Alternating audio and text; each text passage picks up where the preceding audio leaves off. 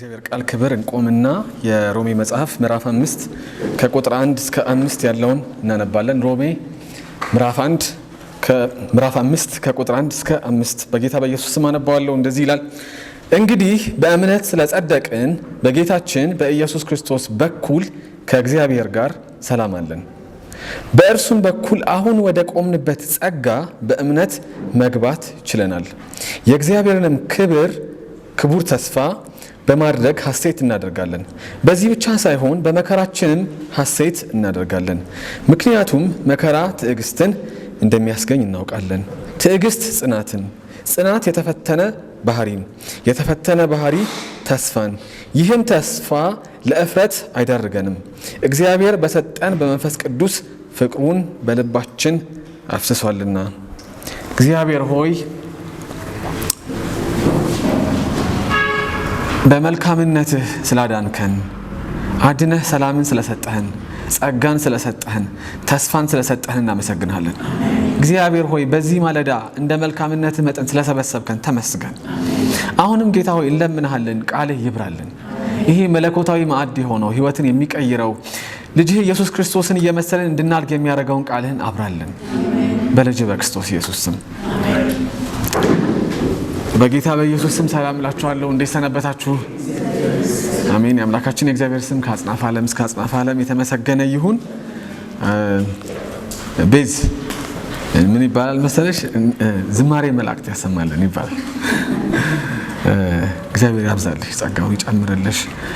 እሱ ላይ ብቻ እያተኮረ ይቀጥል አገልግሎትሽ። ዛሬ ምዕራፍ 5ን ነው የምናየው። ሮሜን እንግዲህ ጀምረን ምዕራፍ 5 ላይ እግዚአብሔር ረድቶን ደርሰናል። ከምዕራፍ 1 ጀምረን እስከ ምዕራፍ 4 መጨረሻ ብንመለከት በተለይ ከምዕራፍ 1 18 እስከ ምዕራፍ 3 ቁጥር 20 ድረስ ጳውሎስ ይነግረን የነበረው ሰው ምንድን ነው? ከእግዚአብሔር ጋር ጸበኛ ነው አይደል? ጠብ ላይ ነው ያለው። ከእግዚአብሔር ጋር ስምምነት የለውም ነበረ እና ደግሞ ይሄ አሕዛብንም አይደል አይሁድንም ሁለቱንም ምን ያደረገ ነው የያዘ ነው። አሕዛብም ቢሆኑ ጸብ ላይ ናቸው ከእግዚአብሔር ጋር፣ አይሁድም ቢሆኑ ምንድን ናቸው? ጸብ ላይ ናቸው ከእግዚአብሔር ጋር። ጸበኞች ነበሩ። በኋላ አይደል ነቢያት የመሰከሩለት አይደል ከሕግ ያልሆነ የእግዚአብሔር ጽድቅ ምን አደረገ? ተገለጣል። በማ በክርስቶስ ኢየሱስ በሱ በኩል ታረቅንና ለመታረቅ በእምነት ለመዳናችን ምሳሌ ይሆን ዘንድ አብርሃምንና ማንን አየን? ዳዊትን ጳውሎስ ነገረን። እና አሁን እስከ ምዕራፍ 4 መጨረሻ ድረስ ያለው መዳን እንዴት ነው ለሚለው ጥያቄ ሰው በራሱ በችሎታው በእግዚአብሔር ፊት ጻድቅ ሆኖ መቆም አይችልም። በክርስቶስ ኢየሱስ ስራ ምን ያደርጋል? ጻድቅ ሆኖ ይቆማል። አሁን ቅድም ስንዘምር እንደነበረው በከንቱ አይጠራም ስምህ አለ አይደል? ለምን እንደምንጠራው ሲባል እንድንበት ዘንድ አይደል? እንሸሸግበት ዘንድ። ከማን ነው የምንሸሸገው? ከራሱ ከእግዚአብሔር ቁጣ እንሸሸግ ዘንድ ማጋ ነው የምንሄደው? ልጁ ጋር ነው የምንሄደው። ዋጋውን የከፈለው እሱ አላ አያችሁ። ስለዚህ አሁን ጳውሎስ ይሄንን አስረዳን። ምዕራፍ 4 ላይ በደንብ አድርጎ ምሳሌ ሆነን ዘንድ አብርሃምና ዳዊትን ጠቀሰና ምዕራፍ 5 ጋር ሲመጣ አዲስ ክፍል ነው የሚጀምረው። ከምዕራፍ 5 ከምዕራፍ 8 ድረስ የሚያወራው ደግሞ በመጽደቃችን በእምነት ባገኘነው ጽድቅ የተነሳ ምን አገኘን፣ የመዳን በረከቶች፣ የመጽደቅ በረከቶች ምንድን ናቸው የሚለውን ማየት እንችላለን። ጳውሎስ የሚነግረን ከምዕራፍ 5 ከምዕራፍ 8 መጨረሻ ይሄንን ነው። ለዛሬ 5 ቁጥሮችን እናያለን እና ሲጀምር ለዛ ነው እንግዲህ ብሎ ይጀምራል። እንግዲህ ብሎ የሚጀምረው ከቁጥር 1 ከምዕራፍ 1 እስከ ምዕራፍ 4 ያለውን በደንብ አድርጋችሁ ከተገነዘባችሁ፣ ከእግዚአብሔር ጋር ጸበኛ መሆናችሁን ካስታወሳችሁ፣ በእምነት መጽደቃችሁን ካስታወሳችሁ እንግዲህ ይላል በእምነት ስለጸደቅን ይላል። በዚህ እውነት ተስማምተን ነው የምንጀምረው። በየትኛው እውነት? በእምነት ምን ብለናል? ጸድቀናል ብለን ነው የምንጀምረው። በዚህ እውነት ከተስማማን በእምነት ስለጸደቅን በክርስቶስ ኢየሱስ ላይ ተደግፈን ስሙን ጠርተን እሱ አለታችን ስለሆነ አስመላጫችን ስለሆነ በእሱ አምነን ስለጸደቅን ይላል በጌታችን በኢየሱስ ክርስቶስ በኩል ከእግዚአብሔር ጋር ሰላም አለን። እና የሰው የመጀመሪያ በጣም አስፈላጊው ነገር ምንድን ነው ያላችሁ እንደሆነ አየር አይደለም። አየር ይመስላል ሰው ልክ ነው እኮ ያለ አየር መኖር አንችልም። በተወሰነ ደቂቃዎች እናደርጋለን። ግን ከአየር በላይ ለሰው እጅጉን የሚያስፈልገው ነገር ምንድን ነው? ሰላም። የትኛው ሰላም ነው ጥያቄው አይደል? አገራዊ ሰላም ከሆነ እየኖርን ነው ያለ ሰላም። አሁን አፍሪካ ቀንድ ላይ ነው ያለነው። ቀንድ ለውጊያ ይቀርባል መሰለኝ። አህጉርም ከሆነ ዓለሚቱን እናስባት። ራሱ ዓለሚቱ ምን እየሆነች ነው ያለችው? እየታመሰ ነው በጦርነት አይደል? በጣም ሰልጥነዋል የምንላቸው ሀገራት ራሱ ምን እየተቸገሩ ነው? ውስጣቸው እየተቸገሩ ነው። የትኛው ሰላም ነው ያላችሁ ነው? ከእግዚአብሔር ጋር ያለ ምን ሰላም። ምክንያቱም ይኸውላችሁ ምዕራፍ 1 ቁጥር 18 ላይ እንዲህ ይላል፣ በክፋታቸው እውነትን አፍነው በሚይዙ በአመፃቸውና በክፋታቸው ሁሉ ላይ የእግዚአብሔር ቁጣ ከሰማይ ይገለጣል። ሰው ከእግዚአብሔር ጋር ምንድነው? ጸበኛ ነው። በአዳምና በሔዋን ውድቀት የተነሳ ምንድነው? ጸበኝ ከእግዚአብሔር ጋር ምን ላይ ነው ያለው? ጸብ ላይ ነው ያለው። ስለዚህ ትልቁ ለሰው የሚያስፈልገው ነገር ምንድነው? ሰላም ነው። ሰላምን ደግሞ ራሱ ሰው ምን ያደርግ አይፈልግም። ራሱ እግዚአብሔር ልቡን ካልቀየረ በመንፈስ ቅዱስ አይደል አይኑን ካላበራለትና የክርስቶስን መስቀል ስራውን ካላሳየው በስተቀር ሰው ምን ያደርግ ሰላምን ራሱ አይፈልግም። ለዛ ነው ጳውሎስ በእምነት ስለጸደቅን የክርስቶስን ኢየሱስን ስራ ተደግፈን እሱ ላይ ወድቀን እሱ ላይ ተቀምጠን እሱ ላይ ተስፋ አድርገን እሱ የሙጥኝ ብለን ስለጸደቅን ይላል በጌታችን በክርስቶስ ኢየሱስ በኩል ከእግዚአብሔር ጋር ምን አለን? ሰላም አለን። እና ሰላም ሁለት አይነት ነው። አማርኛውን ለመፍታት ሞክራለሁ። ቃሉስ ኦብጀክቲቭ ሰላም ምንለው አለ፣ ሳብጀክቲቭ ሰላም ምንለው አለ። ኦብጀክቲቭ ሰላም ምንለው ይሄ በራሱ ምን ሆነ የተረጋገጠ ሰላም። ከዛ ደግሞ ሳብጀክቲቭ ነው እኛ ይሰማናል ወይ ምንለው ምን ሰላም። ይሄ ሁለተኛው ሰላም በመጀመሪያው ሰላም ላይ ምን ያደርጋል? የቆመ ነው። በራሱ ተገንጥሎ የሚቆም አይደለም። ስለዚህ ኦብጀክቲቭ ሰላም አለ። ከእግዚአብሔር ጋር የእርቅ ስራ ምን ተደርጓል? በክርስቶስ ኢየሱስ ተከናውኖ አልቋል። ክርስቶስ በመስቀሉ ምን አደረገ? እግዚአብሔርና ሰውና ሰው ምን አደረገ? አስታረቀ። በመስቀሉ የማስታረቅን ስራ ሰርቶ ጨርሷል። ስለዚህ ይሄኛው ሰላም ምንድነው? እርግጥ ነው፣ የተረጋገጠ ነው፣ እግዚአብሔር የመሰከረለት ነው። ራሱ ኢየሱስ ክርስቶስ ደግሞ ከሞት ተነስቶ ምን ያለ ነው? የመሰከረው ነው። ስለዚህ ኦብጀክቲቭ ምን አለ? የተረጋገጠ ምን አለ? ሰላም አለ። አማኞች በክርስቶስ ኢየሱስ ያመኑ ሰዎች ከእግዚአብሔር ጋር ምን አላቸው? ሰላም አላቸው። በእግዚአብሔርና በእነሱ መሃል የነበረው ጸብ ምን አድርጓል? ቆሞ እርቅ ሆኗል። ሰላም ወርዷል። እግዚአብሔር ጠላታቸው አይደለም። ከዚህ በኋላ የእግዚአብሔር ቁጣ በእነሱ ላይ ምን ያደርግም? አይፈስም። እነሱም የእግዚአብሔር ቁጣ በእኛ ላይ ይፈሳል ብለው ምን ያደርጉም? አይፈሩም። እርግጡ ምን ሆኗል? ሰላም ሆኗል። ሁለተኛው ግን የኛ ደግሞ የሚሰማን ስሜት አለ አይደል? ሰዎች ስለሆነ አያችሁ፣ በወደቀ ዓለም ስለምንኖር ይሄ ራሱ በኃጢአት የተበላሸ ስጋ ስለሆነ አንዳንዴ እላይ ነን፣ አንዳንዴ ምንድን እታች ነን አይደል? አንዳንዴ በቃ ሰላም ተሞልቶ ክንፍ ነው የሚቀረን። በቃ ራሳችን ራሱ ነው በጣም መንፈሳዊ ነን ምናምን። አንዳንዴ ደግሞ አይደል ምን ይመስለናል? በጣም በቃ ከእግዚአብሔር ጋር የተለያየን ይመስለናል። ይሄ በሁለት ምክንያት ይመጣል። አንድ ኃጢአት አይደል? እግዚአብሔርን ስንበድለው ምን ይሰማናል? ከእግዚአብሔር ጋር ሰላም ይሰማናል? አይሰማም። ይኸውላችሁ ልብ አድርጉ። እኛ ሰላም አልተሰማንም ማለት ሰላም የለንም ማለት ነው አይደለም። ኦብጀክቲቭ ሰላም አለ። እሱ በክርስቶስ ኢየሱስ ብሏል፣ ተሰርቶ አልቋል። እኛ ለምን አይሰማንም አንዳንዴ ያልን እንደሆነ ስንበድለው፣ ከቃል ውጪ ስንኖር፣ እግዚአብሔርን ስናሳዝን አይሰማንም። ለምን? መንፈስ ቅዱስ በእኛ ውስጥ ስላለ ምን ያደርገናል? ይወቅሰናል። እግዚአብሔር ይመስገን። ባንወቀስስ እክስላችኋል። መጀመሪያ ስንጀምር ሮሜ 18 ላይ ሳወራችሁ ሰው የፈለገውን እንዲያደርግ ለአእምሮ ለማይረባ አእምሮ መተው ራሱ ምንድነው? ቅጣት እኮ ነው። አያችሁ፣ ህሊናው መንፈስ ቅዱስ የማያውቅ ሰው በኃጢአቱ ምን ያደርጋል? ይቀጥላል። አማኝ ግን የእግዚአብሔር መንፈስ በውስጡ ስላለ ምን ያደርገዋል? ይወቅሳል። ሲወቅሰው ሰላም ላይሰማው ይችላል። አንደኛው እሱ ነው። እዚህ ምን እያሉ ነው? እግዚአብሔር መንፈስ ተመለስ ልጄ፣ ተመለሺ ልጄ፣ ይሄ እግዚአብሔር የሚደሰትበት ስራ አይደለም፣ እግዚአብሔር የሚከብርበት ንግግር አይደለም፣ የሚከብርበት ሐሳብ አይደለም እያለ እየወቀሰን ነው። እዚህ እንመለስ አብሮ የሚሰማን ስሜት ምን ያደርጋል? ይቀየራል። ይሄ ማለት ግን ኦብጀክቲቭ ሰላም በክርስቶስ የተሰራው ሰላም የለም ማለት ነው አይደለም። ከኛ ስሜት ጋር የተያያዘው ነው ይሄኛው። ሁለተኛው እኛ አንዳንዴ ሰላም ማይሰማን ሰላምን በስራችን ለማምጣት እንሞክራለን። በደንብ አድርገን በግጥም አድርገን ደግሞ እንሞክራለን። እና እኔ ከአንዳንድ ኃጢአቶች ይልቅ የሚያስፈራኝ ኃጢአት ይሄኛው ነው። ራስ ተኮር መሆን። እኔ በጣም በቃ ለእግዚአብሔር ጨዋ ሆኜለት ምን አደርጋለሁ? ራሴን ከእግዚአብሔር ጋር ሰላም አደርጋለሁ ብሎ ማሰብ። ይሄን ሰላም እንዳይሰማን ያደርጋል። የመጀመሪያውን በንስሐ ምን እናደርጋለን? እናስተካክሏለን። ይሄኛውን ግን ወደ ቃሉ ተመልሰን የኛ ኑሮ ሳይሆን ከእግዚአብሔር ጋር ሰላም የሰጠን ራሱ ክርስቶስ ኢየሱስ ነው ብለን ማናምን ከሆነ ምን ሊያደርገን ይችላል? በዛው ይዞ ሊሄድ ይችላል። ለዛ ነው አንዳንድ ትምህርቶች አይ ጉዞውን ተጀምሯል፣ ግን አንተ ጥረህ ካልጨረስከው ላያልቅ ይችላል ሲል ምን እያለ መሰላችሁ? ኢየሱስ ጀምሮታል፣ ጥሩ ነው። መስቀሉ ላይ መጀመሪያ ዋናውን ነገር ጀምሮታል፣ የሚቀር ግን አለ እያለን ነው። ይሄ የመስቀሉን ስራ ማድረግ ነው፣ ማክፋፋት። ክርስቶስ የፈጸመውን ስራ አልፈጸመውም ማለት ነው። በጣም ጥንቃቄ ይፈልጋል። ስለዚህ የእኛን የስሜታችንን ጉዳይ ከእግዚአብሔር ኦብጀክቲቭ ሰላም ጋር ምን ማድረግ የለብንም፣ ማገናኘት የለብንም። ራሳችንን መመርመር፣ በቃሉ መስታወትነት ማየት፣ ወደ ቃሉ መመለስ፣ ኑሯችንን ማስተካከል እንጂ አይ እኔም የማዋጣው ነገር አለ ሰላም እንዲሰማኝ ብንል ምንድነው የሚሆነው? የእግዚአብሔርን በክርስቶስ የተሰራውን ኦብጀክቲቭን ሰላም ምን ማድረግ ነው? አይ አልተሰራም ይቀራል እንደማለት ነው ማለት ነው።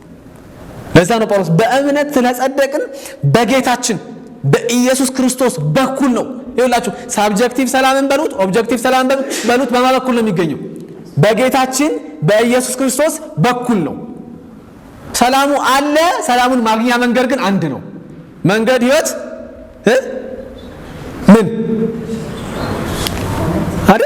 እውነት እኔ ነኝ። ስለዚህ የከበደ እውነት አይደለም የምንሰማው፣ የአየለን እውነት አይደለም የምንሰማው። የቃሉ ምንድነው የምንሰማው? እውነት ነው የምንሰማው። ቃሉ በእምነት ስለጸደቅን አለ በጌታችን በኢየሱስ ክርስቶስ በኩል ምን አለ? ስሜቴን አይደለም ያው አለኝ የለኝ የሚለው ስሜቴን አይደለም ማምነው። ምኑን ነው ማምነው? ኃጢአት ስሰራ ምን አደርጋለሁ? በንስሐ ዮሐንስ እኮ ለዛ ነው ያለው፣ ልጆቼ ሆይ ኃጢአትን ብትሰሩ አይደል ኃጢአት እንዳታረጉ ነው ምጽፍላችሁ፣ ኑሯችሁ በቅድስና እንዲያደግ ነው። ብትሰሩ ግን መውደቃችን ስለማይቀር ብትወርቁ ግን ምንድነው የሚለው አይደል? ጠበቃ አለን በአብ ዘንድ ምንም ያደርግ በደሙ የሚያጥበን እኔ ሰርቼለታለሁ፣ የጽድቅ ልብሷ እኔ ነኝ የሚል ምን አለን? ጠበቃ አለን። ከዚህ ከእግዚአብሔር ጋር ሰላም አለን። እግዚአብሔር ይመስገን። ትልቁ የሚያስፈልገን ሰላም ማን ነው? ከእግዚአብሔር ጋር። ከእግዚአብሔር ጋር ሰላም ያለ ሰው ከሰው ጋር ምን አለው? ሰላም አለው። እና በጣም በቃ በዓለም ሽክርክሪት፣ ጦርነት፣ ለቅሶ፣ ዋይታ መደነቅ የለብንም። በነገራችን ላይ ከእግዚአብሔር ጋር ሰላም የሌለው ሰው ከራሱ ጋር ሰላም እንዴት ይኖራል? አይደል? ሰው አሁን ሲዋጋ ስታዩ ዜና ስትሰሙ እኮ ሊገርማችሁ እኮ አይገባም። እንዴት ነው እርስ በርስ ሰላም ይኖረው ከእግዚአብሔር ጋር ሰላም ሳይኖር? ስለዚህ ብቸኛው የሰላም መንገድ ማን ነው? ኢየሱስ።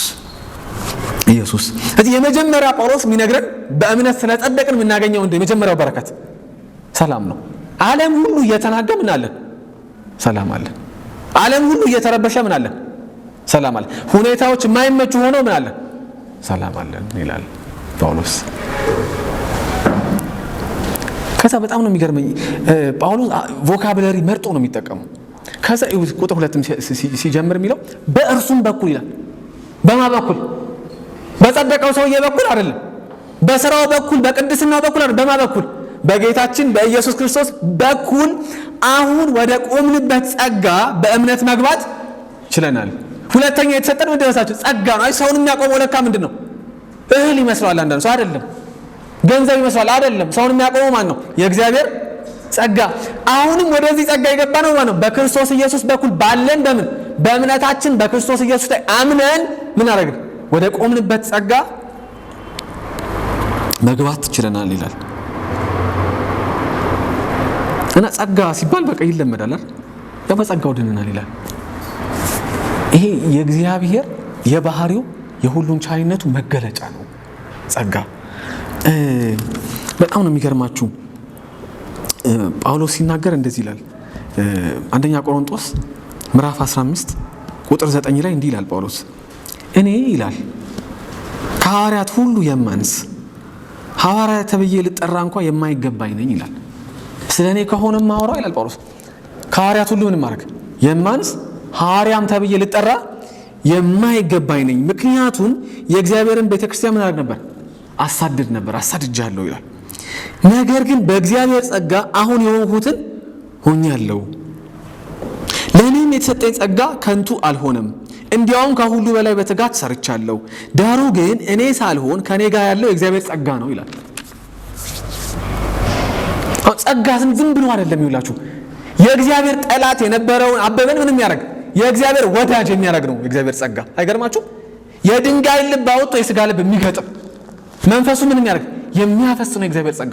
ቤተክርስቲያን አሳዳጅ የነበረው ሳኦልን ምንም ያደርግ ሐዋርያ አድርጎ ጳውሎስ የሚል ነው ማለት ነው ጸጋው። ራዲካል ቼንጅ የሚያመጣ ነው ጸጋው። አሳዳጅ የነበረው ሰባኪ ይሆናል። አሳዳጅ የነበረው ተሳዳጅ ይሆናል። ነፍሰ ገዳይ የነበረው ነፍሱን ስለ ክርስቶስ ወንጌል የሚሰጥ ይሆናል ማለት ነው። ማን ነው ይሄን ያደረገው? ጳውሎስ እኮ ከነሱ አንሳለሁ ይልና ከነሱ በላይ ግን ምን አድርጌያለሁ ይላል። ሰርቻለሁ እኮ ይላል። አይገርም? የተኳራ እንዳይመስላችሁ እውነት ነው የተናገረው። ደግሞ እሱ ብቻ አይደለም ጴጥሮስ ይላል ስለ ጳውሎስ ሲናገር እኮ ጳውሎስ የሚጽፋቸው አንዳንድ ነገሮች ይላል። ማንንም ይላል እኮ አይደለም ብለው ጴጥሮስ እኮ ነው የሐዋርያው ጴጥሮስ ምን የተባለው አለት ነው የተባለው እኮ ነው።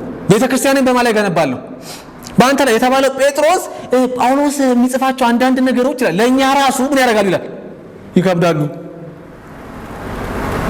ከነሱ በላይ ይላል ጳውሎስ ምን ይላል ሰርቻለሁ ይልና ይሄን ግን የሰራሁት ይላል እኔ አይደለም ማን ነው የሰራው? የእግዚአብሔር ጸጋ ነው የሰራው። አያችሁት? ወደዚህ ጸጋ ነው የገባነው ይላል ጳውሎስ። ሰላም አገኘን በእምነት ስንጸድቅ። ሁለተኛ ምን አገኘን? ጸጋ አገኘን። ምን ጸጋ ያላችሁ እንደው ነፍሰ ገዳዩን ምን የሚያደርግ ነፍሱን የሚሰጥ የሚያደርግ ጸጋ፣ አሳዳጁን ምን የሚያደርግ ተሳደደ እኮ ጳውሎስ አይደል? ብዙ ጊዜ ተሰዷል። አይደለም በማያምኑ ሰዎች በሚያምኑ ወንድሞቹ ምን ብሏል? በጣም ይገርመኛል። እኔ አሁን ስለ ኤክስፒሪየንስ ላልኩት የወንድሞች አደጋ ይላል። በቃ እንደው እግዚአብሔር ፈቃዱ ከሆነ ባታልፉ ጥሩ ነው። በዛ ውስጥ ከወንድሞች ማሳደድ በወንድሞች ተሰዷል። አሳዳጅ የነበረው ጳውሎስ አይገርማችሁ? ከዛስ የበጉ ሐዋርያት ከሚባሉት በላይ ምን ያደረገ ነው? በጸጋው ሰርቷል። 13 መልእክታትን ወንጌላት እንዴት እንረዳ ነበረ ያለ ጳውሎስ። እውነት ሐዋርያት ስራን ምን እናደርገው ነበረ ያለ ጳውሎስ።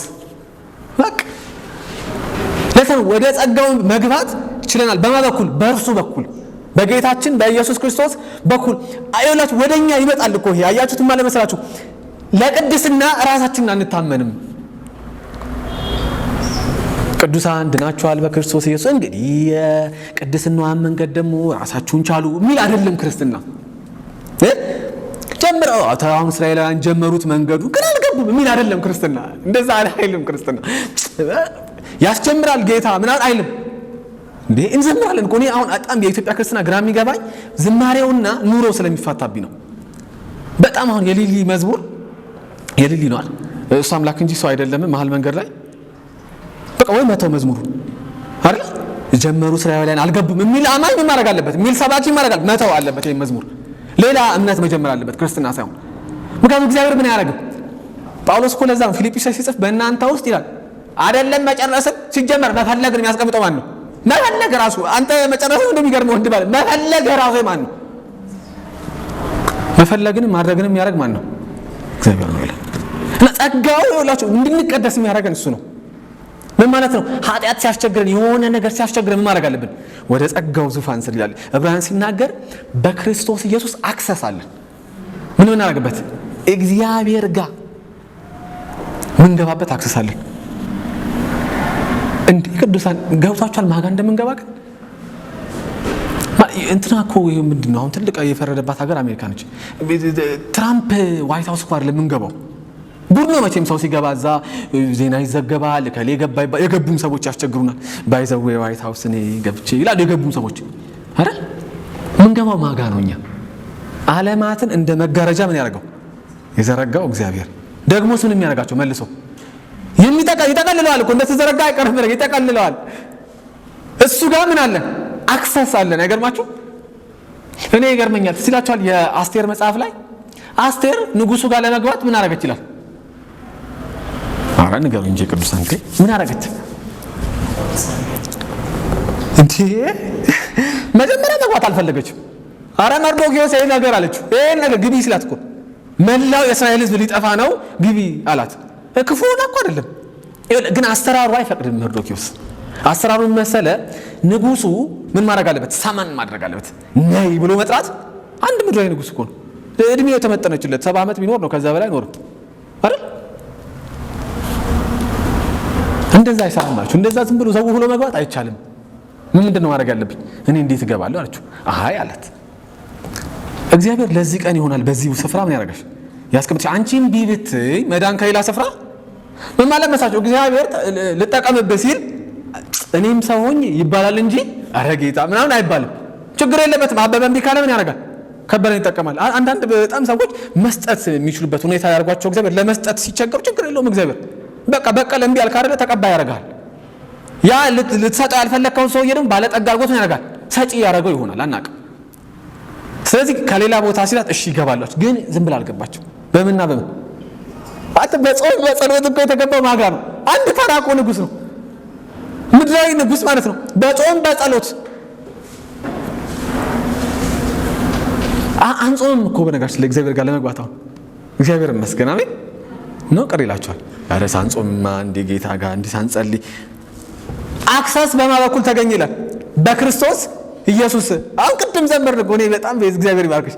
መባና መስዋዕት አይደል መልካም የመዓዛ ሽታ አድርጎ ራሱ ክርስቶስ ምን ያደረገ አቀረበ። ሊቀ ካህንም መስዋዕትም ሆኖ ገባ ለአንዴና ለመጨረሻ ጊዜ። ስለዚህ በሱ በኩል ምን አለ አክሰስ። ስለዚህ አሁን ስለ ቅድስና ሲወራ እንደርስበታለን። ምዕራፍ 6 ላይ የሚወራው እግዚአብሔር ላይ መውደቅ ማለት ነው። በመላ ሰውነት ዘፍ ማለት ነው እግዚአብሔር ላይ ለመቀደስ። በቃ ይሄን ነው የሚለው ጳውሎስ። የቆምንበትን ጸጋ በእምነት ስለጸደቅን ብለናል አግኝተናል። ለዛ ነው ቅድስና የመዳን የመጽደቅ ፍሬ ነው እንጂ የመጽደቅ ምን አይደለም፣ ምክንያት አይደለም፣ ሪኳየርመንት ክራይቴሪያ አይደለም እንለው። ለዛ እኮ ነው አዙሪት ውስጥ ነው ሰው የገባው። በቃ በስራው ሊጸድቅ ይሞክራል፣ በስራው እግዚአብሔር እንዲቀበለው አይሆንም። እንደዛ አየ መጽደቅ ራሱ የጸጋው ስራ ስለሆነ ተጸድቅና መጀመሪያ ሰላም ታገኛለህ፣ ጸጋ ታገኛለህ። ጸጋው ላይ ወድቀህ ምን ታደርጋለህ? ልጁ ኢየሱስ ክርስቶስን እየመሰልክ ታርጋለህ። በግል ትግል ሞከር ነው። አይሁድም ሞከሩት፣ አልሆነም። ደግሞ ጸጋ ብቻ አይደለም፣ የእግዚአብሔርንም ክብር ተስፋ በማድረግ ሐሴት እናደርጋለን። የእግዚአብሔርን ክብር ተስፋ ደግሞ አለ። ተስፋ ደግሞ ዝም ብሎ አይደለም ይላችሁ። ሰላም ጸጋ ብቻ አይደለም ያገኘው፣ ደግሞ ምን አለ? ተስፋ አለ። ባለፈው ብያችኋለሁ። ተስፋ ወደፊት የሚታይ ነገር። ያለ ተስፋ እንዴት ይኖራል ቅዱሳን? አይደል? በተለይ አፍሪካ ቀንድ ላይ እየተኖረ ያለ ተስፋ እንዴት ይኖራል? አይደል? እውነቴን እኮ የቻለ እንደምንም ብሎ የሆነ ያደርጋል፣ ያልቻለው ማንም ተስፋ ያደርጋል። አይደል? ሰፊው ህዝብ ደግሞ አንችልም ከጌታ ውጪ። እግዚአብሔር ይመስገን። በነጋችን ላይ ይሄ አንዳንዴ ማደግ መበልጸግ ምናምን ክፉ ነው። አይገርማችሁም? አይመስልም አይደል? ምዕራባውያን እኮ በቃ በእግዚአብሔር አንዳንዴ ይሄ ወደ አለማመን ሲሄዱ ስታዩ አንዳንድ ነገሩን ያሳዝኗቸዋል። ይኸውላችሁ ሕክምናው በጣም ሶፊስቲኬትድ ነው፣ ሁሉ ነገር አላቸው እና አንዳንዴ ይቸገራሉ አይደል? ለምን እግዚአብሔር የሚያስፈልገኝ ይላል። በልቶ ጠግቦ ያድራል አይደል? እኔ የሚገርመኝ እዚህ እየተራበ እግዚአብሔር የለም የሚል አንድ ኢትዮጵያዊ ሳይክል ዲያረ ወንድም ማለት ቢያንስ እነሱ ጠግበው አይደል ሜዲካል ኬር አግኝተው የቤት ጉዳይ ተፈቶላቸው ይሄ መሰረታዊ የምትሉት ነገር ምን ብለው ነው ጨርሰው ነው። እኛ በዛ ውስጥ አለማለፋችን ራሱ እኮ ጠቀሜታ አለው፣ እናየዋለን። እግዚአብሔር ይመስገን። አሁን የምናልፍበት ችግር መከራ እግዚአብሔር ይመስገን አይናችን የት ላይ ያደረገው ክርስቶስ ላይ። ተስፋ አለ ይላል ጳውሎስ። ደግሞ የተሰጠን ተስፋ አለ። ምን አንድ ቀን አዳም ያጣውን ያንን ክብር አዳም እኮ የሚኖረው እኮ አዳምና ይኖሩ የነበሩት እኮ በእግዚአብሔር ክብር ውስጥ ነው። በእግዚአብሔር ምን መገኘት ውስጥ እኮ ነው አይደል? ከእግዚአብሔር ጋር እኮ ምን ያደርጉ ነበር? ይነጋገሩ ነበር አይደል? ፀሐይ በረገበበት ሰዓት አይደል እግዚአብሔር ምን ያደርግ ነበር? ይመጣ ነበረ አይደል? አዳም እኮ የተደበቀው ኮቴው ምን ብሎ ነው? ሰምቶ ምን አደረገ ይላል? ወደዛ ክብር ከዛም ወደ በለጠ ክብር ምን ታደርጋላችሁ የሚል ጳውሎስ ትመለሳላችሁ። ያ ተስፋ አለ። የእግዚአብሔርን ክቡር ተስፋ ደግሞ ምን እናደርጋለን? በሐሴት እንጠብቃለን። ሐሴት እናደርጋለን። እቺ ሐሴት የምትለው ቃል ምን ልትሆን ትችላለች መሰላችሁ? እንመካለን ልትሆን ትችላለች። ሌላኛው ትርጉሙ በእግዚአብሔር ክቡር ተስፋ ምን እናደርጋለን? እንመካለን፣ እንኩራራለን ማለት ነው። ደስታ ብቻ ሳይሆን ባይዘው እኔ አንድ ቀን ጌታዬ መጥቶ ምን ያደርገኛል? ይወስደኛል። ለዘላለም ከሱ ጋር ምን አደርጋለሁ? እኖራለሁ። በሽታ በል ችግር በል ድህነት በል ምን በላው ጥቂት ጊዜ ነው ምንም ያደርገኝ እንደ ገብስ ቢያሸኝ የሚያሸልት እንት ጊዜ ነው፣ ለጥቂት ጊዜ ነው። አንድ ቀን ግን ከሱ ጋር ምን አደርጋለሁ? ለዘላለም እኖራለሁ የሚል ክቡር ተስፋ አለኝ። ይሄን ተቀብላችኋል። በእምነት ስለጸደቃችሁ ነው። ግን በስራ አይደለም። በእምነት ስለጸደቃችሁ በክርስቶስ ኢየሱስ በኩል ሰላም አላችሁ፣ ጸጋ አላችሁ፣ ክቡር ተስፋ አላችሁ ይላል። እና በዚህ ብቻ አይቆምም ይላል ጳውሎስ። በዚህ ብቻ አይቆምም፣ በመከራችንም ደግሞ ሐሴት እናደርጋለን ይላል። እንመካለን ልትሆን ትችላለች እቺ ቃልም ድጋሚ በመከራችንም እናደርጋለን። አሁን ይሄ ለሰው አእምሮ የሚገባ አይደለም። እንዴት ነው ሰው በመከራው የሚመካው? እንዴት ነው ሰው በችግሩ የሚመካው? እንዴት ነው ሰው በህመሙ ምን የሚያደርገው የሚመካው? ይሆናል እንዴ ለሰው አእምሮ? አይሆንም። ጳውሎስ እያለ ያለው ይላችሁ በእምነት የጸደቀ ሰው በክርስቶስ ኢየሱስ በኩል ሰላም ጸጋና ክቡር ተስፋ ስላለው መከራ ሲመጣ እንኳን መከራውን የሚያይበት መነጽር ምንድን ነው? ሌላ ነው። የሚወስደኝ ጌታዬ ይመጣል። ይሄ መከራ አይኔን ወዴት ያነሳዋል? ከሰው ላይ አንስቶ መስቀሉ ላይ ያረግልኛል። ሐሳቤን ከሰው ላይ አንስቶ መስቀል ላይ ያረግልኛል ይላል። ለምንድን ነው ያላችሁ እንደሆነ ይኸውላችሁ እንዲህ ይላል። በመከራችንም ሐሴት እናደርጋለን በመከራችንም እንመካለን ካለ በኋላ ምክንያቱም ይላል መከራ ትዕግስትን እንደሚያስገኝ እናውቃለን። መከራ ምን ያስገኛል? ትዕግስት ያስገኛል። እነዚህ የመንፈስ ፍሬ አይደል ከምንለው ውስጥ አንዱ ነው። እና ሁሉ ሰው ማፍራት ይፈልጋል የመንፈስ ፍሬ። ማን ማፍራት አይፈልግ? ግን አየው እንደ ማለት የመንፈስ ፍሬ የሚፈራው በምንድን ነው? ቂቤ አሉ አንዴ ተጠየቀች አሉ ኢንተርቪው ቂቤ እንዴት ብለሽ ነው ሰው አናት ላይ ወጣሽው አላት። ተገፍቼ አለች። ወጣቶች አይገባችሁም።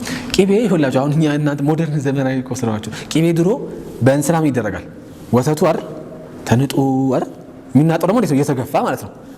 ተገፍቶ ነው ምንም የሆነው ወተቱ። ስለዚህ ወተቱ አይደል ተገፍቶ ቂቤ ይሆናል። ቂቤዋ ምን ታደርጋለች? ጉብ ትላለች። ቂቤ እንዴት ስለሽ ማናት ላይ ወጣሽ ትባል እንዴት ነው ትዕግስት ያገኘኸው ሲባል በመከራም ብዬ ያልታሽ ስንታሽ እኮ ነው። አሁን እኔ ያለፍኩባቸው ነገሮች ብነግራችሁ በጣም ከባባድ ነበሩ። አይደለም የሐሳብ ቀርቶ ፊዚካሊ ሰውነቴን እስኪያመኝ ድረስ።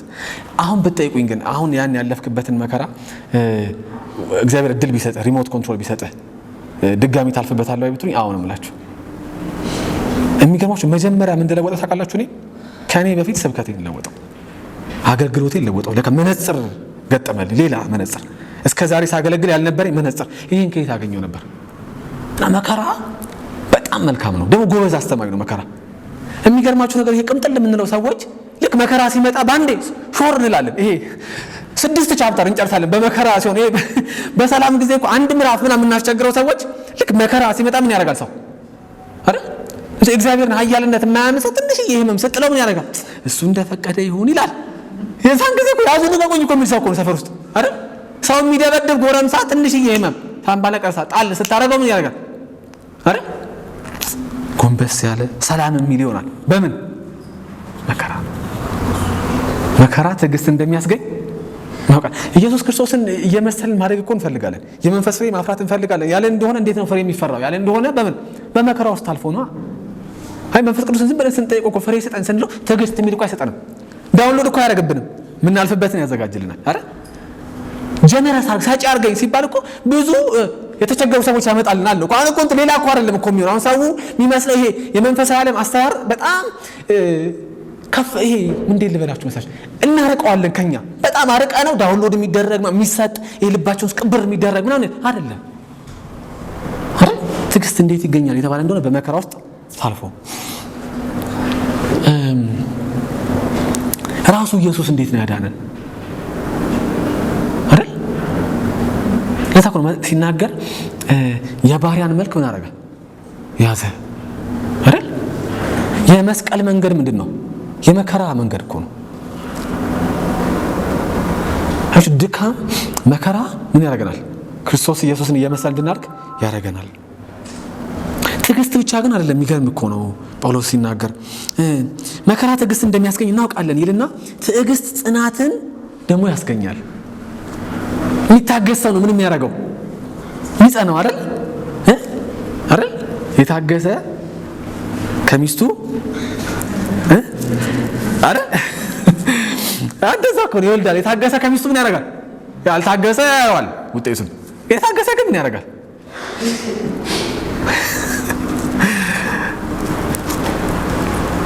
ጽናት ሰው እንዴት ነው በእግዚአብሔር ቤት የሚጸናው ይባላል? ሲታገስ ነው። እንዴት ይጸናል?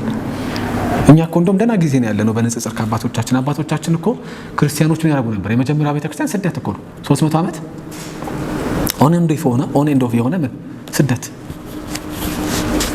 ንብረታቸው ይቃጠላል። በየአደባባዩ ሮም እንደ ማብራት ታበራቸዋለች። ሰም ቀብታ ሰው አይገርም? ቤት ሰም ተቀብቶ ሰው እንደ ጧፍ ይበራል። እንዴት ጸኑ ታግሰው። በቃ የሚጸናው ምን ያለ ሰው ነው ስትሉ በመከራ ውስጥ ምን ያደርጋል? ያለፈ ሰው ትዕግስትን ስለሚማር በትዕግስት ምን ያደርጋል አይደል? በተለዋወጠ ቁጥር አየር ንብረቱ አይጭ ጌታ አይልም። እንደምን ያረጋኝ ነው ምን አይልም። እንደም ያደርገው ይጸናል በቤቱ።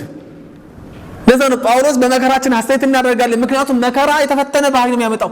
ምን አይነት ባህሪ ያልሆነ ትዕግስትን ያመጣል። ትዕግስት ደግሞ ምን ያመጣል? ጽናትን ያመጣል። ጽናትስ እንዴት ነው ያለ እንደሆነ የተፈተነ ምን ያመጣል? ባህሪ። ስለዚህ አንዳንድ ሰው ባህሪው መልካም ነው ስንል በምን አልፎ ይሆን አይደል? በዋጋ ተከፍሎ ነው። ዝም ተብሎ እኮ መልካም ባህሪ እኮ የለም አይደል? ዝም ብላችሁት ይሄ መልካም ነው የምንላቸው ነገሮች በሙሉ ጊዜ ፈጅተዋል ሲሰሩ አይደል?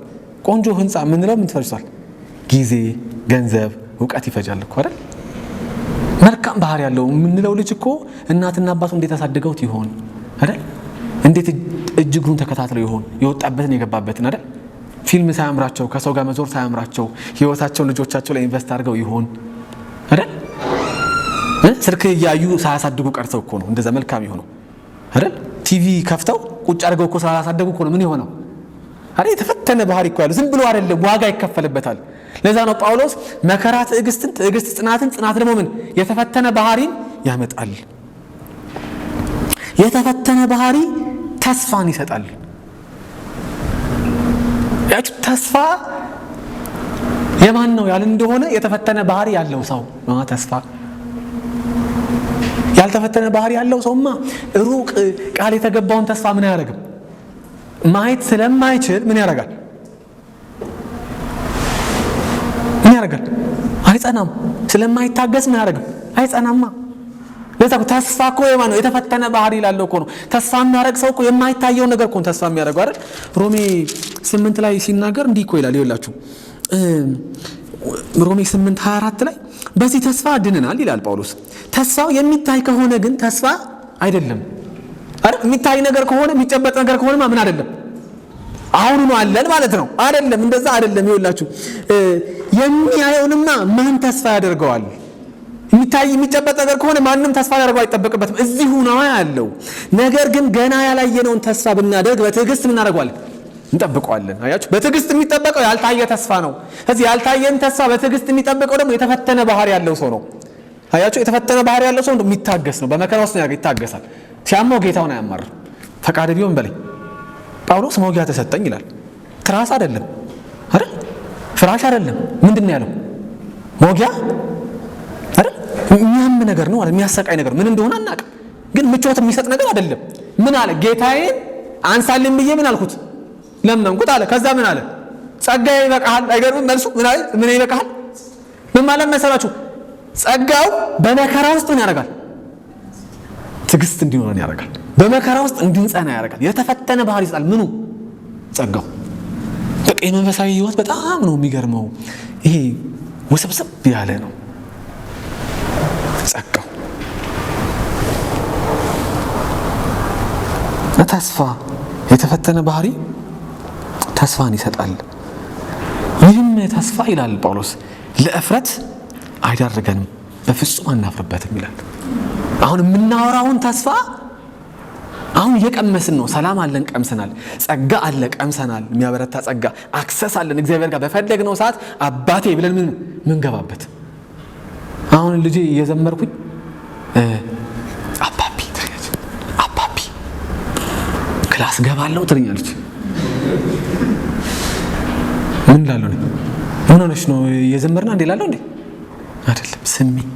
አዎ ትገቢያለሽ። መዝሙር ይዘመርና ጸሎት ተጸልዮ ምን ታደርጋለሽ? አክሰስ አላት። አክሰስ አላት። እግዚአብሔር ጋር ማንኛውም ሳለ አባቴ ብለን ምን ምንበት አክሰስ አለን። ቢቸግረን፣ ቢርበን፣ ቢጠማን፣ ሐዘን ቢሰማን፣ ደስታ ቢሰማን፣ ብናገኝ፣ ብናጣ አባታችን ጋር የምንገባበት ምን አለ? አክሰስ አለ አይደል? ከዚህ አክሰስ በተጨማሪ ግን ተስፋ ደግሞ አለ። በቃ ሰላም አላችሁ፣ ጸጋው ተሰጥቷችኋል ብቻ አይደለም የሚለን ጳውሎስ። ደግሞ ምን አለ? ተስፋ አለ።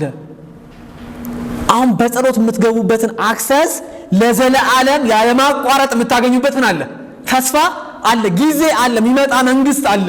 ያን መንግስት ወራሾች ናችሁ፣ የእግዚአብሔር ልጆች ናችሁ። ለዘለዓለም ከሱ ጋር ምን ታደርጋላችሁ? ልጅ ሆናችሁ፣ ልጅና አባት ሆናችሁ ትኖራላችሁ። ይሄ ተስፋ ምን አያደርግም? አያሳፍረንም። እግዚአብሔር ይመስገን። ሌላ ምን አለ ታዲያ? አረ እና ሰው ሀብት፣ ንብረት፣ ትምህርት፣ ዝና፣ ስልጣን ምናምን ይደንቋል። ሙሉ ይቃጠላል። በነገራችን ላይ እግዚአብሔር ይመስገን ሙሉ ይቃጠላል። ታውቃላችሁ? እኔ አታውቁም። እኔ ራይ እኮ ነው የሚለው እኔ አይዞህ እኔን አትቀየሙ። ራእይም ይላል ምን ያደርገዋል እግዚአብሔር? አዲስ ሰማይና አዲስ ምድር ምን ያደርጋል? ይፈጥራል። ሙሉ ለሙሉ ይቃጠላል ማለት ነው። የሚተርፍ ነገር የለም ማለት ነው። ለሚቃጠል ነገር ሰው ተስፋ ካደረገ ለዘላለማዊማ እንዴት ተስፋ ይደረግ? እንዴት አያሳፍር? ተስፋ የሚያሳፍር አይደለም እኮ አያችሁ፣ አያሳፍርም። እግዚአብሔር በሰጠን በመንፈስ ቅዱስ ፍቅሩን በልባችን አፍስሷልና።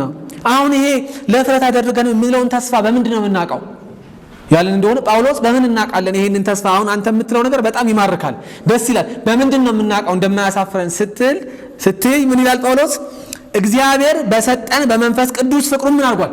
በልባችን አፍስሷልና። እና ይሄን ሰው የሚያውቀው በምንድን ነው ከተባለ እግዚአብሔር በመንፈስ ቅዱስ በእያንዳንዱ ምእመን ውስጥ ምን አድርጓል? ፍቅሩን አፍስሷል። ይሄ ፍቅር የስሜት ጉዳይ አይደለም። አለው ስሜት አለው እንዳልኳችሁ፣ ሳብጀክቲቭ ባህሪ አለው። የኛ ስሜት አለው እኮ። ግን አማኝ ከሆነ አንድ ሰው በእምነት ከጸደቀ እግዚአብሔር መጀመሪያ የሚያደርገው ምንድነው አይደል? በብሉይ ኪዳን እንደተናገረው በትንቢት እንደተናገረው ኢዩኤል ምን እንደሚያደርገው ሕዝቅኤል እንደተናገረው እግዚአብሔር መንፈሱን በእያንዳንዱ ልጆቹ ላይ ምን ያደርጋል? ያፈሳል አይደል? ለዛ ነው እስጢፋኖስ ሲናገር ምን አለ? በጣም ነው የሚገርመው እኮ እስጢፋኖስ በንግግሩ ብሉይ ኪዳንን በሙሉ አረጋት ፉት ጸጋ እንደዚህ ነው ያያችሁት። ረጅም መጽሐፍ ነበርኛ ምን ጽፈው ይኸውላችሁ ነው ብለን አመታት የሚፈጅ ነገር እሱ በአንድ ምዕራፍ አረጋና መጨረሻ ምን አላቸው? ልዑል ከዚህ በኋላ ሰው በሰራው ውስጥ ነው ያደረገው አይደለም። ይልቁንስ እያንዳንዱ አማኝ የእግዚአብሔር ምንድነው? ቤተክርስቲያን ሳይሆን ቤተ መቅደስ ነው። የመንፈሱ ምንድነው? ማደስ። ስለዚህ ከዛ የተነሳ እግዚአብሔር በመንፈሱ በኩል ፍቅሩን በእኛ ውስጥ አድርጓል፣ አፍስሷል አይደል? አችሁ መንፈሱ በእኛ ውስጥ ሆኖ ይሄ የታወረ አይናችንን በኃጢአት የታወረ በውድቀት የታወረ አይናችንን ቅርፍ አድርጎ አብርቶልን ከድቅድቅ ጨለማ ወደ ገዛ ብርሃኑ፣ ወደ ብርሃን አይደለም የሚለው ቃሉ ሲነገር ወደ ብርሃኑ አያችሁት? ለብርሃንም ብርሃን አለው። ወደ ብርሃኑ ጠርቶ ምን አደረገን? የመስቀሉን ስራ አሳየን። ስለዚህ የኢየሱስን የመስቀል ስራ ስናይ እግዚአብሔር ምንኛ እንደወደደ ምን እናደርጋለን? እንረዳለን። ከዚህ የተነሳ አያችሁ ምን አናደርግም? ተስፋው እንደማያሳፍር እናውቃለን። ለዘላለም ከሱ ጋር እንደምንኖር ምን እናደርጋለን? እናውቃለን አይደል? ይኸውላችሁ በብሉይ ኪዳን እግዚአብሔር ምን ብሎ ነበር? ለአዳምና ሔዋን ለራሳቸው አይደል ላጠፉት ለበደሉት እኮ ምን አላቸው? በጣም ነው የሚገርመው። እኔ ምን አደርጋችኋለሁ? መውጫ መንገድን ጥፋተኛ ብትሆኑም እንኳን በእኔ ላይ ብታምፁም እንኳን እኔ ግን ካለኝ ፍቅር የተነሳ ምን አደርግላችኋለሁ? መውጫ መንገድ አዘጋጅላችኋለሁ አይደል? ሔዋን ማለት ነው አዳም ጥሩ ባል ነበር በነገራችን ላይ አይደል? ከኤደን ገነት ሲወጡ አንቺ ነሽ ለዚህ ሁሉ የዳረግሽ አለ እንዴ? መጀመሪያ ብሏል አይዟችሁ እሷ ነች ብሏል መጀመሪያ እግዚአብሔር ሲጠይቀው። ግን ከዛ በኋላ ሲወጡ ከኤደን ገነት ከዛ መልካም ከሆነ ከእግዚአብሔር መገኘት ካለበት ስፍራ ሲያስወጣቸው እግዚአብሔር ይልሽ አላት አይደለም ያላት። በጣም ነው የሚገርመኝ። ሔዋን አላት። ሔዋን ማለት ነው የሕያዋን የሙታን አይደለም ያለው አይደል? እየወጡ እኮ ነው ከኤደን ገነት እየወጡ ነው። አፈር ነህና ወደ አፈር ትመለሳለህ ሰምቷል፣ እርግማኑን ተቀብሏል። ግን የእግዚአብሔርን ተስፋ ስለሚያውቅ ምን አላት? ሔዋን አላት ማለት ነው የሕያዋን እናት። ሕያዋን ማለት ነው የማይሞቱ ምንድን እናት ነሽ አላት። እናያቸው ይሆናል ሄደን እንግዲህ አይደል? የዛን ጊዜ መንግስተ ሰማይ ስንገባ አናገኛቸው እንደ አዳምና ሔዋን እኔ እንጃ እያላችሁ ነው። ግን ይኸውላችሁ የሕያዋን እናት ያለው እግዚአብሔር የገባውን ፕሮሚስ የገባውን ተስፋ በአብርሃም በይስሐቅ በያዕቆብ በሙሴ በኩል የተናገረውን ያንን ተስፋ ፈጽማለሁ ያለውን ነገር ዘመን ሲደርስ አይደለ ከ2000 ዓመት በፊት ምን አደረገ? ወልድ እግዚአብሔር አይደል ስጋ ነስቶ ምን ሆነ? ሰው ሆነ። አዩ እግዚአብሔር የገባውን ተስፋ ሲፈጽም እኛ ምንድነን? የአይን ምስክር ነን አይደል? ብሉይ ኪዳን አለና ተስፋ ሰጥቶ ነበር። መጣና በመስቀል ላይ ሞተልንና ከዛ ደግሞ ተመልሼ ዳግም እመጣለሁ ብሎን ሄደ። አሁን ይኸውላችሁ ብሉይ ኪዳን የገባውን ኪዳን እግዚአብሔር በክርስቶስ ኢየሱስ ፈጽሞ ድነን ካየነው ይመጣል ብለን ለምን አናምነው? አያችሁ የገባውን ኪዳን ምን ሲያደርግ አይተነዋል? እግዚአብሔር ሲፈጽም አይተነዋል። እና በእምነት የጸደቀ ሰው እግዚአብሔር ሕይወቱን ይቀይርለታል፣ ሰላም ይሰጠዋል፣ ከሱ ጋር ከሰዎች ጋር አሜን። ደግሞ የሚቆምበትን ጸጋ ይሰጠዋል። አያችሁ የቅድስናን ጉዳይ የራሱ ብቻ እንዳያደርግ የራሱ ትግል፣ የራሱ መከራ እግዚአብሔር እንግዲህ ያድኛለሁ ከዚህ በኋላ እንደፈጠረጠረ እንዳለው አይቆጥርም። ብዙ አማኝ ውጋት እዚህ ጋር ነው። በነገራችን ብዙ አማኝ ተወግቶ ያለበት አማኝ ከሆነ ማለት ነው ተወግቶ ያለበት እዚህ ጋር ነው። የቅድስና ጉዳይ ምን ያደርገዋል? የራሱ እግዚአብሔር እንግዲህ ያዳነኝ አንዴ ከዛ በኋላ ማይኔ ነው ይላል። አይደለም ወንድም አለ። የሚሰራው ማን ነው? የእግዚአብሔር ጸጋ ፉል ፓኬጅ ነው እግዚአብሔር አይደል? ግማሽ ፓኬጅ የለውም እግዚአብሔር፣ ሩብ የለውም። ምንድነው የሚሰጠው እግዚአብሔር? ሙሉ የሚያቆም ጸጋ አለ። ከዛ ክቡር ተስፋ አለ። የምድርን ኑሮ ስናልፍ ይህን ምስቅልቅል የሆነ ዓለም መከራ፣ በሽታ፣ ህመም፣ ስቃይ፣ ለቅሶ፣ ዋይታ፣ ረሃብ፣ ጥማት፣ ርዛት የመከራ ዝርዝር የበዛበትን ዓለም የመከራ ሜኑ የሆነውን ይህንን ዓለም ስናልፍ መጻተኞች ስለሆንን ስናልፍ በዚህ ዓለም የምናየው ምን አለ? ተስፋ አለ። እግዚአብሔር ይመስገን። ይገርመኛል ስለ ጸጋው ሲያወራ ምን ይላል መስላችሁ? ቲቶ ላይ ድነት የሚገኝበት ይላል። ቲቶ ምዕራፍ 2 ቁጥር 11 ነው። ድነት የሚገኝበት የእግዚአብሔር ጸጋ ለሰዎች ሁሉ ምን ብሏል? ተገልጧልና ይላል። ተገልጧል ጸጋው። አይገርማችሁ? ከዛ ይኸውላችሁ ምንድነው ጸጋው ያላችሁ እንደሆነ ምን የሚገኝበት ነው? ድነት የሚገኝበት ጸጋ ነው የተገለጠው አይደል? እኮ የሚገርም ነው። ከዛ ድነት ላይ ግን አይቆምም። ይኸውላችሁ ምን ይላል መስላችሁ? ይህም ጸጋ በኃጢአት መኖርንና ዓለማዊ ምኞትን ክደን በአሁኑ ዘመን ራሳችንን በመግዛት በጽድቅ በእውነተኛ መንፈሳዊ ሕይወት እንድንኖር ያስተምረናል። የግል ጉዳይ አይደለም ነው። ያው እግዚአብሔር ሙግት እኮ ነው። ቅድስናን እንድትቀደሱ ፈልጋለሁ ልጆቼ ይልና ግን የምትቀደሱ አይደለም። ወገብ ታጥቃችሁ አይደለም። ጥርስ ተነክሶ አይደለም። ታዋጅ ታወጁ አይደለም። ምን በማድረግ ልክ ለመዳን አይደል ክርስቶስ እንደተደገፍነው ሁሉ ለመቀደስም ጸጋው ላይ ምን ብለን ወርቀን ለመዳን መዳን በእምነት በጸጋ አይደል ምንለው አይደል ምንለው እሱ እኮ ነው ምንለው በእምነት በጸጋ እንዳል ጸጋ ብቻ እንዳል ሁሉ አሁን ለመቀደስ ምንድነው ምንለው እኔ ብቻ አይደለም ጳውሎስ እንዳለው ሰርቻለሁ ይልና እኔ ሳልሆን ግን ከኔ ጋር ያለው እግዚአብሔር ጸጋ ነው የሰራው እንደሚል ለቅድስናም የእግዚአብሔርን ጸጋ ምን እናደርጋለን? እንደገፋለን። ስለዚህ ለቅድስና ልናደርግ የምንችለው ዋነኛውና ትልቁ ነገር ምንድነው ያልን እንደሆነ የእግዚአብሔር ጸጋ ላይ ማድረግ መደገፍ እና ይሄን በሰው ሕይወት ሳላሳያችሁ ባልፍ ክፍሉ በደንብ ግልጥ አይሆንም። በሰው ሕይወት አሳይቻችሁ አልፋለሁ። ዮሐንስ ምዕራፍ 4 ላይ ፈሪሳውያን ከዮሐንስ ይልቅ ኢየሱስ ብዙ ደቀ መዛሙርትን እንዳፈራ እንዳጠመቀ ሰሙ። ዳሩ ግን ያጠመቀው ኢየሱስ ሳይሆን ደቀ መዛሙርቱ ነበሩ። ጌታም ይህን እንዳወቀ ይሁዳን ለቆ ወደ ገሊላ ተመልሶ ሄደ ይላል እና አላብራራውም፣ ግን በጣም ኢንትረስቲንግ ነው። ፈሪሳውያን ብዙ እያጠመቀ ነው ኢየሱስ የሚል ወሬ ስለሰሙ፣ እሱ ግን አይደለም ያጠመቀው ደቀ መዛሙርቱ ናቸው። ስለዚህ ኢየሱስ ምን አለ? ገለል አለ። ጥበብ ታያላችሁ፣ ገለል አለ። በእርግጥ ጥበብ እኮ እሱ ራሱ ኢየሱስ አይደል? ምኑ ይገርማል። ያው ለኛ እንደው ይደንቀናል እንጂ ራሱ እኮ ጥበብ ሶፊያ ይለዋል። ኦልድ ቴስታመንት ላይ ሶፊያ የሚለው ይሄ ሎጎስ የሚለው ቃል ከግሪክ እንደመጣ ብዙ ሰዎች ያስባሉ። ሌላኛው ደግሞ የአይሁድ የራሳቸው ባህል ትውፊት አላቸው። ሶፊያ ጥበብ ነው፣ ራሱ ኢየሱስ ነውና ወደ ገሊላ ተመልሶ ሄደ እና በሰማሪያ በኩል ማለፍ ነበረበት ይላል። ለምን ታልጠፋ መንገድ አይደል? ታልጠፋ መንገድ ለምን በሰማሪያ በኩል ያልፋል? ስለዚህ በሰማሪያ ያዕቆብ ለልጁ ለዮሴፍ በሰጠው ቦታ አጠገብ ወደ ነበረች ሲካር ወደምትባል ከተማ መጣ። በዚያም ያዕቆብ የውሃ ጉድጓድ ነበረ። ኢየሱስም ከጉዞ የተነሳ ደክሞት ስለነበር በውሃው ጉድጓድ አጠገብ ተቀመጠ ይላል። ጊዜውም ከቀኑ 6 ሰዓት አካባቢ ነበር። እቺ በጣም ኢምፖርታንት ነች። ሰዓቱ ስንት ሰዓት ነበር? ቀትር አካባቢ ነበረ። እና አሁን መልሱን ታገኛላችሁ። በሰማሪያ ማለፍ ነበረበት ለሚለው መልሱ አሁን ነው ያለው። አንዲት ሳምራዊት ሴት ውሃ ለመቅዳት ስትመጣ ኢየሱስ ይላል። አንዲት ምን ሳምራዊት ሴት ለሷ ነው ማለፍ የነበረበት። ለማን ነው? ለዚች አንዲት ሳምራዊት ሴት ውሃ ለመቅዳት ስትመጣ እባክሽ የምጠጣው ስጪኝ አላት። ደቀ መዛሙርቱ ደግሞ ምግብ ለመግዛት ወደ ከተማ ሄደው ነበር እና ማሰብ አለባቸው። ለምንድን ነው እቺ ሴት በቀትር መታ ውሃ የምትቀዳው?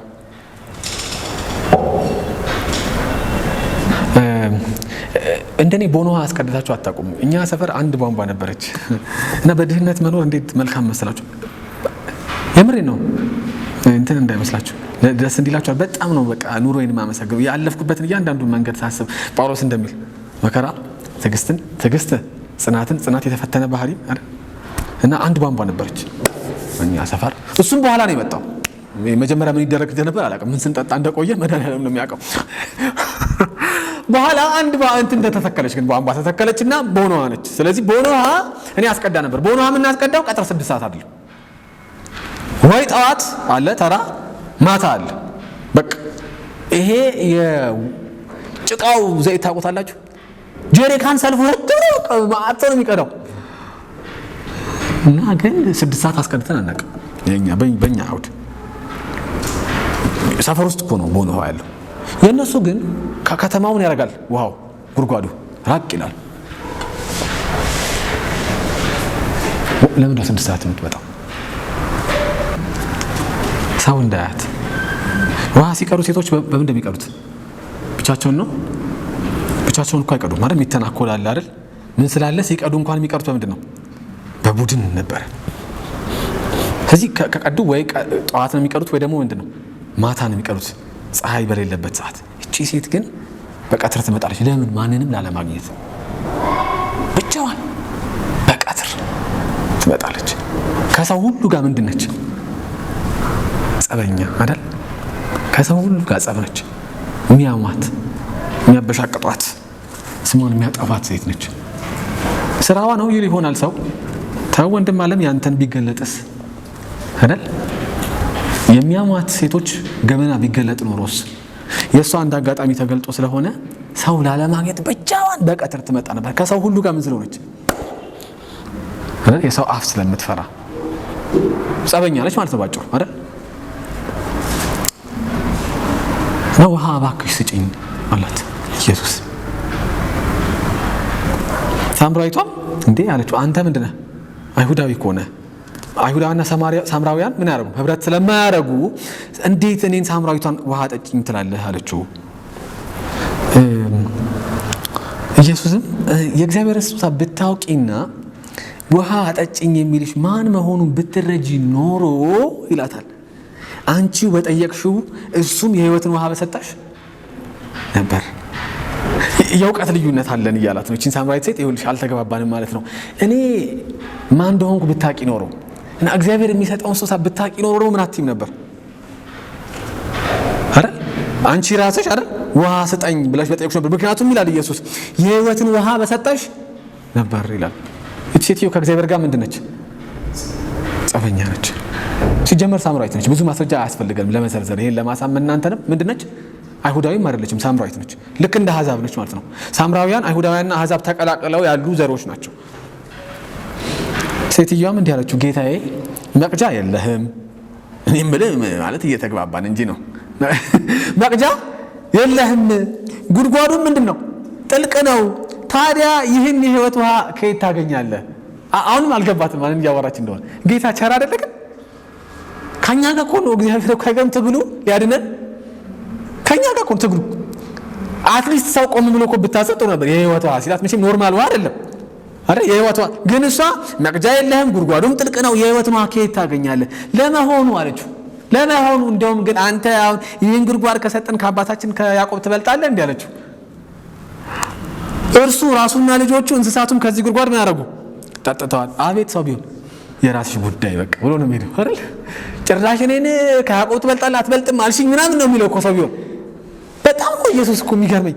ኢየሱስም እንዲህ ሲል መለሰላት፣ ከዚህ ውሃ የሚጠጣ ይኸውልሽ ርኅራኄው አይገርም? የጌታ ቃል ገባሽ የሚሉሽ አሁን ይሄ ጉድጓድ ነው የምትይኝ ያዕቆብ የቆፈረው። አዎ አሁን ከሱ የሚጠጣ ሰው እኮ ደግሞ ምን ያደርጋል? ይጠማል እኮ አያች፣ ይጠማል ደግሞ። እኔ የምሰጠው ውሃ የሚጠጣ ግን ከቶ አይጠማም። እንደውም እኔ የምሰጠው ውሃ በውስጡ የሚፈልቅ የዘላለም ምንድን ነው ውሃ ምንጭ ይሆናል። እኔ የምሰጠውን ውሃ የሚቀበል አንዴ ይጠጣ እንጂ እኔ የምሰጠውን እንደው ምንጭ ሳይሆን የሚሄደው ሰውየው ራሱ ምን ይሆናል? የህይወት ውሃ ምንጭ የዘላለም ሊያውም የጊዜ አይደለም የዘላለም ህይወት ውሃ ምንጭ ይሆናል። ሴትዮዋም ጌታዬ እንዳልጠማና ውሃ ለመቅዳት እንዳልመላለስ እባክህ ይህን ውሃ ስጠኝ አለች። አሁንም አልተግባቡ። እሷ የሰው አይን ትሸሸለ፣ የሰው አፍ ትሸሸለ። ስለዚህ ምን አለችው? እኔ እንዳልጠማ ደግሞ እየተመላለስኩም ይሄን በቀትር ከሰው ሁሉ ተደብቄ ጸበኛ ስለሆንኩ መጥቼ ከምቀዳ ምን በለኝ ይህን ውሃ ስጠኝ። እርሱም አላት ወደ ጉዳዩ ሲገባ አሁን ሂጂና ባልሽን ጠርተሽ ወደዚህ ተመለሽ አላት።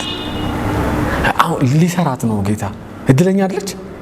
እውነት በጣም እኮ እድለኛ ነች። ደግሞ ደቀ መዛሙርቱን ገለል አድርጎ ነው ራሱ ያገኛት። ትረበሽ ነበር፣ ምናልባት ሀሳብ ይሰጡ ነበር። አንቺ ማንን ነው ከያዕቆብ ጋር የምታወራው ይሏት ይሆን አናውቅም። በነገራችን ላይ አይደል ቸኩለው ሰይፍ የመዘዙ ሰዎች ናቸው። አናውቅም። ሁላችን ተሰርተን እኮ ነው ጌታ ቤት አገልጋይ የሆነው። ደቀ መዛሙርቱ ራሳቸው አርጋ ልዩ እንዳይመስላችሁ እነሱም እግዚአብሔር ምን አድርጓቸው አበጃጅቶ በመልካምነቱ እና ሂጂና ባልሽን ጠርተሽ ነይና ተመለሽ አላት። ሴትዮዋም ምን አለች ይላል? ባል የለኝም። ኢየሱስም እንዲህ አላት፣ ባል የለኝም ማለትሽ ትክክል ነው አላት። ትክክል ነው። በእርግጥ 5 ባሎች ነበሩሽ አላት። ነበሯት 5 ባሎች ነበሩሽ። አሁን ራሱ አይለኝም ማለት አይደል? ግን አሁን ራሱ ካንቺ ጋር ያለው ባልሽ ስላልሆነ የተናገርሽው ምንድነው? እውነት ነው። ሴትዮዋም እንዲህ አለችው፣ ጌታዬ አለችው፣ አንተ ነብይ እንደሆንክ ምን ያደርጋለህ? በቃ የሰው ድክመቱ ትንሽ ሚስጥር ሲነገረው ምን ያደርጋል? እጁን ከፍ ያደርጋል። አሁን የመናፍስት ማስራር ይሄ ነው። በነጋች ላይ ስልካችን ይነግረናል። ወዲያው በቃ ከስልክ በኋላ ሰውየው በቃ ይሄ ማኖፍ ጋር ነው ራሱ ምን ያደርጋል? አረህ ይጥላል። አሁን እሷ ስንት ነገር አውርቷታል። የህይወት ውሃ ሰጥሻለሁ ምናምን እኮ ብሏታል። አልተግባባችም። እዛ ጋር አልገባትም። እንዲህ ጉጓድ ጥልቅ ነው አንተ መቅጃ የለም ምናምን ስትል የነበረች ሴትዮ ልክ 5 ባል ነበረሽ አሁንም ያለው ባልሽ አይደለም ስትባል ምን አለች? ነብይ ነህ በቃ አንተ ማለች። ነብይ ነህ አንተማ። አባቶቻችን በዚህ ተራራ ላይ ምን አደረጉ? ሰገዱ። እናንተ አይሁድ ግን ሰው መስገድ ያለበት በኢየሩሳሌም ነው ትላላችሁ። አሁን እንትን አደረገ፣ ትንሽ ሸሸት አደረገችው። ጉዳዩን ከግሏ አወጣችሁና ከግል ጉዳይ ኢየሱስ ቴዎሎጂካል ዲቤት አይደለም የመጣው። የነገረ መለኮት ሙግት ሊያደርግ አይደለም። እዚህ ነው የሚመለከው እዛ ነው የሚመለከው የሚል ሙግት አይደለም ጉዳዩ። እሷ ምን ማድረግ ነው? ማተፍ ነው። አሁን የዚህ ዘመን አንደኛው ችግራችን ስለ ቅድስና ክርስቶስን እየመሰሉ ስለማደግ ከማውራት ይልቅ ጉዳያችን ምን ሆነ? ዶክትሪን መከራከር ሆነ። አድገናል አይደል? በጣም ተመጥቀናል አይደል? በጣም መጽሐፍ አንበናል። የኢየሱስ ጉዳይ እሱ አይደለም። ሴትዮዋ ልክ ሙቭ አደረገችው። በዚህ ስፍራ መመለክ ነበረበት። እናንተ ኢየሩሳሌም ተራራ ስትለው እንዲህ አላት ኢየሱስ፣ አንቺ ሴት በዚህ ተራራም ሆነ በኢየሩሳሌም ለአብ የማትሰግዱበት ጊዜ እንደሚመጣ እመኚኝ። አሁን አምልጪ ነው ጉዳዩ። አሁን ስለ አንቺ ነው። ተራራው ችግር የለውም። ኢየሩሳሌም ቤተ መቅደሱ ከሆነ አልገባሽም እንጂ ከጥቂት ጊዜ በኋላ ኢየሱስ ሲሰቀል መጋረጃውን ያደርጋል። ከታች ሳይሆን ከላይ ይተረተራል። መቅደሱ ምን ያደርጋል? ከዚህ በኋላ ጥቅም የለውም። እንደውም የሰው ማደሪያ ማን ነው? የእግዚአብሔር መንፈስ ማደሪያ ሰው ራሱ ነው ማደሪያው። አየሽ፣ አሁን መቅደስ አይደለም ጉዳዩ፣ ኢየሩሳሌም አይደለም ጉዳዩ፣ እዚህ መሰገዱ አይደለም ጉዳዩ። እናንተ ሳምራውያን ለማታውቁት ትሰግዳላችሁ፣ እኛ ግን ድነት ከአይሁድ ስለሆነ ለምናውቀው ምን እናደርጋለን? እንሰግዳለን። በእውነት የሚሰግዱ ለአብ በመንፈስና በእውነት የሚሰግዱበት ጊዜ ይመጣል፣ አሁንም መጥቷል። አብም እንደዚህ እውነት የሚሰግዱለትን ይፈልጋል። እግዚአብሔር መንፈስ ነው፣ የሚሰገድለትን በመንፈስና በእውነት ነው ሊሰግዱለት ይገባል አላት። ሴትዮዋም ክርስቶስ የተባለ መሲህ እንደሚመጣ አንጀቴን የሚያረሳኝ ክፍል ይሄ ነው። ምን ትላለች? ክርስቶስ የተባለ መሲህ እንደሚመጣ ምን አደርጋለሁ? አውቃለሁ። መሲህ ይመጣል እና ትለዋለች። መጽሐፍ ቅዱስ ካሉ ውብ ቃላት መካከል ውብ አረፍተ ነገር መሃል ይሄ አንዱ ነው። እርሱ ሲመጣ ሁሉን ይነግረናል እና ምናልፍባቸውን መከራዎች ስናልፍባቸው እርሱ ሲመጣ ምን ያደርገናል? አሁን ያልገባን ይኖራል። እንትን ነው አንዳንዱ ፔን በጣም ከባድ ነው። አሁን እኔ ከአንድ ዓመት ከምናምን በፊት ነው እናቴ ያረፈችው እና በጣም ውስጧም ውጯም ውብ ነው እናቴ ስለሆነች አይደለም። ግን እኔ አሁን እግዚአብሔር ባያቆመኝ ኖሮ ከባድ ነው ለመቆም። ጸጋው ያቆማል እንደሌለ እንጂ አንዳንድ መከራዎች ይሰብራሉ እና እሷ በጣም ነው ደስ የምትለኝ። ተስፋ ታደርጋለች። አያችሁ ምን አለችው? ክርስቶስ የተባለ መሲህ ምን ያደርጋል? ይመጣል እና እርሱ ሲመጣ ምን ያደርገናል? ይሄ ያልገባን የተቸገርንበትን ምን ያደርጋል? ይነግረናል። እና የኛ ቁም ነገር ምኑ ነው? የኛ ቁም ነገር ዋናው ነገር እሱ ላይ ማድረግ መደገፍ ትለዋለች። እና ኢየሱስ ምን ይላታል? የማነጋግርሽ እኮ እርሱ እኔ ነኝ። እና ከዛ ሄደች ሰፈሩ ለሳምራውያን ነገረቻቸው፣ መጡ ይላል። ከዛ በኋላ ብዙ ሳምራውያን በእርሱ ምን አደረጉ ይላል? አመኑ ይላል። ከዛ ሳምራውያን ወደ እርሱ በመጡ ጊዜ አብራቸው እንዲቆይ ደግሞ አጥብቀው ለመኑት ይላል። ከዛ በኋላ 2 ቀን ቆየ። ከቃሉ የተነሳ ምን አደረጉ ይላል? ከታምራቱ የተነሳ አይደለም የሚለው፣ ከቃሉ ከተናገረው መለኮታዊ እውነት የተነሳ ምን አደረጉ ይላል? ሌሎችም ብዙዎች ምን አደረጉ? አመኑ። አይገርምም? በእምነት ጸድቀው ምን አደረጉ? በተለይ ፓርቲኩላርሊ እቺ ሳምራዊት ሴት ከእግዚአብሔር ጋር ጸብ የነበራት ሴት ከእግዚአብሔር ጋር ምን አገኘች? ሰላምን አገኘች። አይገርማችሁ?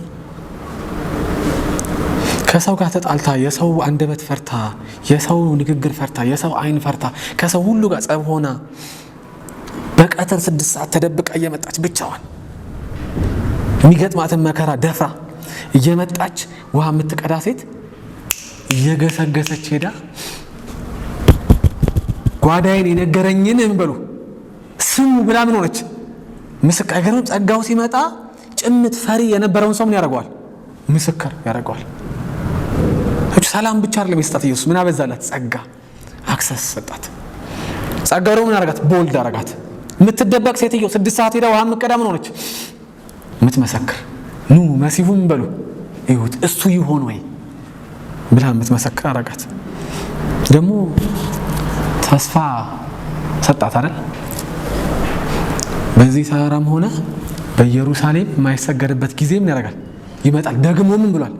መጥቷል። ስለዚህ ለእግዚአብሔር የሚሰገረው በምንድን ነው አለት? በእውነትና በመንፈስ። መጽሐፍ ቅዱስ ሙሉን ኢየሱስ ያገኛቸውን ሰዎች የአብዛኞቹን ታሪክ ብትመለከቱ የአብዛኞቹ አንዳንዶቹ ሌላ ስለሆነ የአብዛኞቹ ታሪክ ምንድን ነው? በእምነት በክርስቶስ ኢየሱስ በኩል ምን አግኝተዋል? ሰላም አግኝተዋል። በክርስቶስ ኢየሱስ በኩል አግኝተዋል። ጸጋ አክሰስ አግኝተዋል አይደል? በክርስቶስ ኢየሱስ በኩል ተስፋ አግኝተዋል። ለዛ ነው ጳውሎስ ሲናገር ተስፋ አለን ይላል። ከክርስቶስ ኢየሱስ ጋር ምናገር ለዘላለም አብረን እንኖራለን። ከሰው ሁሉ በላይ የሆነ ምንድን ነው? ክቡር ተስፋ አለን። ቅዱሳን በእምነት አምነን ስለጸደቅን እግዚአብሔር ሰላም ሰጥቶናል። እግዚአብሔር አክሰስ ጸጋ ሰጥቶናል። የአንድ ጊዜ ጸጋ አይደለም፣ የዘላለም ጸጋ ምን ብሎናል? ሰጥቶናል። ዙፋኑ ጋር ማንኛውም ሰዓት ላይ መቅረብ እንችላለን። ደግሞ 3ኛ ተስፋ ሰጥቶናል። የምድሩ መከራ የሚያሳየን ነገር መሳችሁ እግዚአብሔር እየሰራን ነው። እንገላገለዋለን። ህመም ነው፣ አንድ ቀን እንገላገለዋለን። አሁን ቢፈውስ ይፈውሳል ፈቃዱ ከሆነ፣ ባንፈወስ እንገላገለዋለን አንድ ቀን። ችግር ነው፣ ግድ የለም። አሁን እግዚአብሔር ከፈቀደ ይገላግላል፣ ካልሆነ ግን አንድ ቀን ምን ያደርጋል? እንገላገለዋለን። የወደድናቸውን ማጣትም ግድ የለም። አንድ ቀን ንጉሱን ስናይ ምን እናደርጋለን? እንበረታለን። ለዛ ነው እኮ ዮሐንስ ራእይ ላይ ሲናገር ሐዘን የሌለበት፣ ለቅሶ የሌለበት፣ ዋይታ የሌለበት፣ መከራ የሌለበት፣ ችግር የሌለበት ምን አለ? ዘላለማዊ መንግስት አለ። ፉል ፓኬጅ ነው እግዚአብሔር የሚሰጠው። አጽድቆ አይተውም ጌታ ሰላም ይሰጣል። አጽድቆ ጸጋ ይሰጣል። የሚያበረታ የሚቀድስ ጉልበት የሚሆን ጸጋ ይሰጣል። ደግሞ የሚኖረው የዚህ ዓለም ኑሮ እንዳያደክመን ተስፋ ያሳየናል። አይዟችሁ ቀይሯለሁ ይለናል። እግዚአብሔር ይመስገን። እንጸልይ።